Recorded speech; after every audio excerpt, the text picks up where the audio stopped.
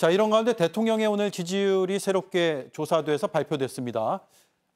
직무수행평가의 긍정은 28%, 그리고 부정은 63%인데 긍정이 한 20% 후반대로 지난주하고 비슷하게 이어지고 있는 상황입니다. 이런 가운데 부정평가의 이유 중에서 경제, 민생, 물가가 제일 크고요. 그 다음으로 눈에 띄는 게 이제 김건희 여사의 문제인데 지난주 대비해서 5%포인트 상승해서 두 번째로 높은 부정평가 이유로 꼽혔습니다. 배수진 위원님. 네. 최근에 여러 논란들, 뭐 카카오톡도 공개되고 그 이전에 뭐 영부인 그 텔레그램 메시지 전당대회 과정에서 불거진 그런 것들이 다 영향을 줬다고 생각하세요? 네, 아무래도 좀 영향을 줬을 것 같고요. 물론 이제 카카오톡 같은 경우는 아직 반영이 안 됐을 것 같긴 한데 그래도 항상 이 정권이 출범한 이후에 김건희 여사가 등장하지 않았던 적이 있었나, 않았던 시기가 있었나 그런 생각은 듭니다. 근데 왜냐하면 이게 계속 이제 부정평가에 특히 이제 지난주에 많이 올랐던 거는 검찰에서 했던 특혜 조사가 가장 큰 영향이 있지 않았을까라는 생각이 들고요. 예.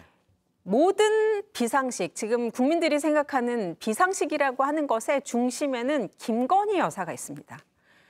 공직자, 배우자는 명품백을 받아도 된다. 처벌 규정이 없으니까 해도 된다라는 그런 비상식적인 권익위의 결정이 나왔고요. 그다음에 한 번도 듣도 보도 못한 검찰의 출장 조사, 그것도 그냥 출장 조사가 아닙니다. 그 수사를 받겠다고 한 사람이 지정해준 그 장소에 간 그 출장 조사도 그렇고요. 검사들이 핸드폰까지 제출을 했어요. 예. 어떻게 했는지 알 수가 없는 거죠. 그런 것들까지 지금 다 모든 것들이 비상식적으로 돌아가고 있고요. 뭐 예전부터 논란이 됐던 도이치모터스 사건 수사가 지금 딱 막혀 있습니다.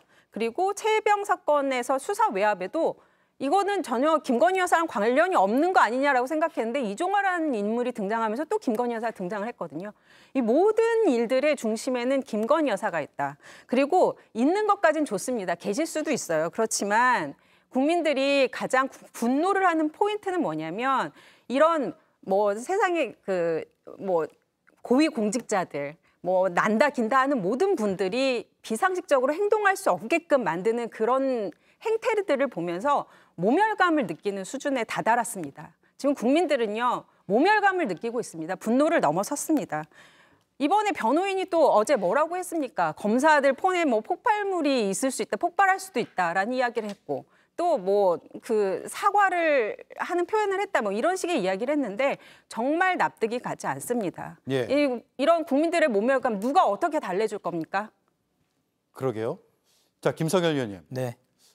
김건희 여사 이슈가 저희도 이제 방송하면서 느끼는 거는 계속 새로운 이슈가 나오고 네. 또 비슷한 패턴의 논란이 되고 네. 그리고 그다음에 또 다룰 수밖에 없고 그래서 모든 이슈의 중심이 돼버렸어요. 네네. 김건희 여사 이야기는 아마 이 정권 끝날 때까지도 계속 나올 것 같아요. 그만큼 이제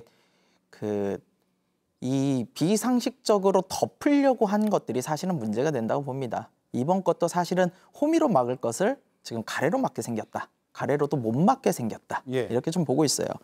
이미 김건희 여사의 명품백 논란이나 이런 거는 어느 정도 지지율에도 반영이 돼 있을 겁니다. 그런데도 불구하고 지금 와가지고 지지율에 이렇게 영향을 미친다. 요거는 좀 전에 말씀 주셨지만 검찰의 특혜 조사가 컸어요. 이 민주주의는 어쨌든 국민이 주인입니다. 국민이 주인인데 누군가가 그 국민 위에 서서 특혜와 특권을 이렇게 받는다면은 그것은 절대로 용납돼서는 안 되는 일입니다. 우리가 명품백 받은 것이 권익위의 말대로 정말 문제가 안 될 수도 있어요. 그러나 그런 거에 대해서 검찰총장도 패싱하고 원하는 곳으로 나가서 휴대폰도 반납하고 서비스 출장 조사를 합니다. 이런 특권을 과연 국민 누가 이해를 하겠습니까? 그러면은 이 부분에 대해서 어떠한 결론이 나오든 국민들이 이걸 이해할 수 있겠습니까? 이거 분명히 불기소 나올 거라고 저는 예상을 하는데요. 불기소가 나왔다고 그랬을 때 과연 이게 덮어질까요? 저는 오히려 더 크게 화를 키우는 모습을 하고 있다. 이런 식으로 자꾸 대응을 해나가면 윤석열 정부 정말 쉽지 않게 길을 걸어갈 것이다. 이렇게 생각을 합니다. 예. 이승환 의원님 마지막으로 질문 드릴게요. 앞서 얘기 나온 것 중에 두 가지는 꼭 말씀드려야 될 것 같은데 지금 이 사건을 바탕으로 고위공직자 부인은 명품백 받아도 되냐라고 하는 얘기가 계속 납니다. 그렇다면 제가 거꾸로 한번 묻고 싶습니다. 그렇다면 고위공직자 부인을 대상으로 시계에 몰래카메라 가지고 들어가서 이런 공작 취재해도 되는 겁니까?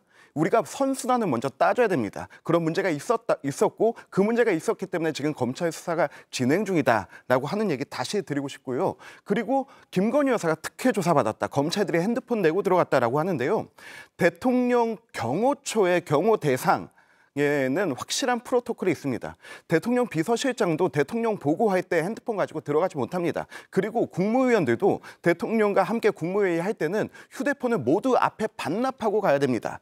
그리고 영부인 역시도 대통령 경호처의 경호 대상이기 때문에 마찬가지죠. 그렇다면 휴대폰을 왜 내는가? 첫 번째 녹음의 위험이 있고 두 번째 도청이나 생중계의 위협이 있고요. 예. 세 번째가 폭발물의 위협이 있는 겁니다. 이거는 경호 프로토콜상 나온 그 얘기를 마치 그 한 부분만 강조해서 얘기하는 부분은 국민께 알려드리는데 한계가 있을 것 같고요. 그럼 만약 검찰청에서 조사를 받는다라고 했을 때 하루 전, 이틀 전에 경호처가 다 가야 됩니다. 그리고 모든 그 출입구와 동선과 이걸 통제해야 되고요. 그리고 콘센트 하나까지 전부 다 확인하고 거기에 경호처 마크를 붙여야 됩니다. 이렇게 되면은 정말로 우리 조사한다라고 하는 모든 시그널이 나가게 되고 경호 안전에 문제가 있을 수밖에 없는 거죠. 김건희 여사 자꾸 특혜 조사라고 하는데요.